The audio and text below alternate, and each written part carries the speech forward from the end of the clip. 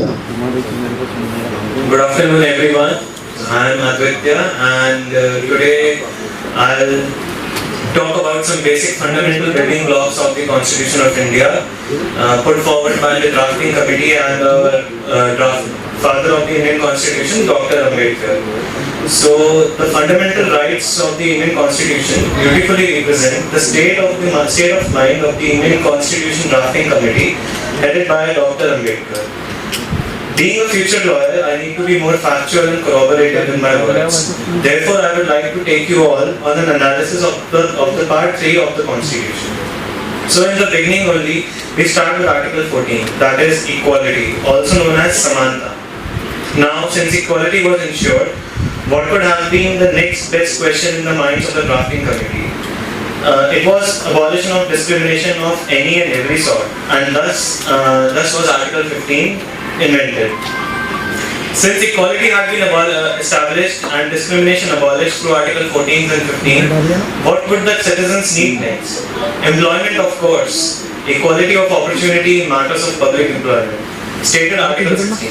But all this was not enough for achieving an egalitarian society or societal balance. Thus, the centuries-old practice of untouchability was abolished because such a practice did not make sense back then and even now. Post that, certain freedoms were granted to all the citizens of India, vis-a-vis speech, expression, assembly, association, movement, residence, and profession of choice. Then the two most important ones, Article 21, protection of life and personal liberty, except for the nature of his or her deeds whenever put in question, and the final one, Article 32, which empowers each and every one of us to move the apex court of law, the Supreme Court of India, if they are being denied their fundamental rights. This is also known as the heart and soul of the Constitution. Thus, we come back to where we started. We started with equality, and Article 32 also tells us how equal we are in the eyes of law and how can we approach the apex court. Thus, we begin from where we started, and this is what I would like to represent in front of you. Thank you so much, everyone. Doctor Archana ji Noida से हैं, बहुत ही बड़ी सामाजिक कार्यकर्ता। महाकारुणिक तथागत बुद्ध को नमन करते हुए, बाबा साहब भीमराव अम्बेडकर जी को नमन करते हुए, बहुजन समाज में जन्मे और भारत के सभी समस्त प्रबुद्ध व्यक्तित्व जो भी रहे, सभी के चरणों में नमन करते हुए, यहाँ बैठे सभी मेरे साथी, मेरे मंचासीन साथी, सभी को मेरा जय भीम। और मैं, क्योंकि मेरा परिचय तो दे दिया आयत सिंह जी ने, लेकिन मैं क्योंकि बहुत ही क्रांतिकारी ऐसे शब्द बोल देती हूँ जो आग लगा देते हैं, वो बात यहाँ नहीं करनी है। हमें अभी अभी इस बात का आदेश दिया गया है, क्योंकि बाबा साहब का जन्मदिन हम मना रहे हैं यहाँ पर।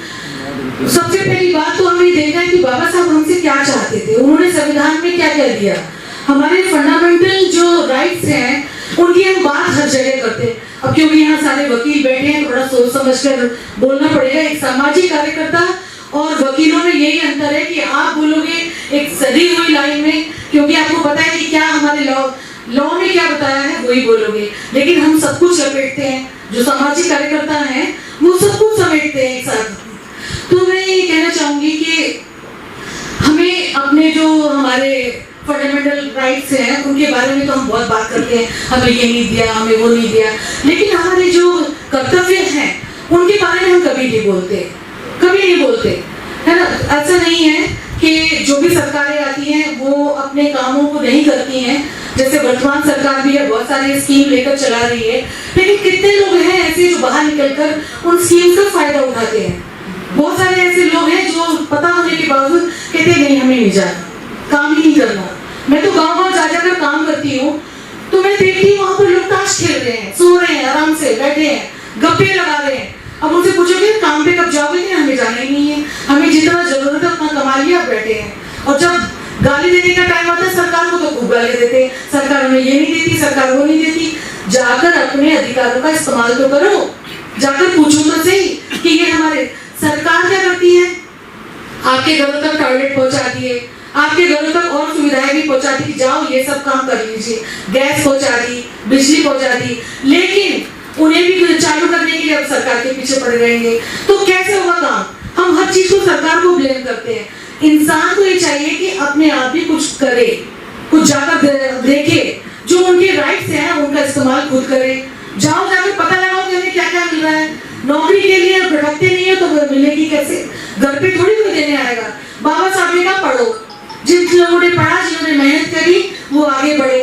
जो नहीं पढ़ना चाहते, जो नहीं आगे बढ़ना चाहते, उन्हें कोई घसीट के थोड़ी आएगा, पढ़ने के लिए कहेगा थोड़ी ना। अब आप चाहते हो कि हमें अधिकार सारे मिले और करना कुछ ना पड़े, तो ये ऐसे संभव नहीं है। आप दो नाव पे सवार होकर कभी भी काम नहीं कर सकते। समानता का अधिकार चाहते हो तो उसके लिए भी संघर्ष करिए। आप बराबरी चाहते हो, हर चीज के लिए आपको घर से निकलना ही पड़ेगा। मैं ये चाहती हूँ कि यहाँ पर बड़े बुद्धिजीवी लोग बैठे हैं, आप लोगों का भी मैं एक तरह से आपको एक ड्यूटी सौंपती हूँ और कहती हूँ कि जाइए आप लोग भी लोगों को उनके अधिकारों के लिए अवेयर करिए, उन्हें समझाइए कि क्या क्या आपके अधिकार हैं। सरकार जिन्हें दे सकती है और देने को तैयार बैठी है, पर आप लड़ने की कोशिश तो करो, मांगो तो सही। मांगोगे नहीं तो मिलेगा कैसे? घर पे कोई देने आने वाला नहीं है, किसी भी तरह का अधिकार नहीं मिलेगा। इससे ज्यादा मैं नहीं बोलूंगी क्योंकि ये वकीलों के सामने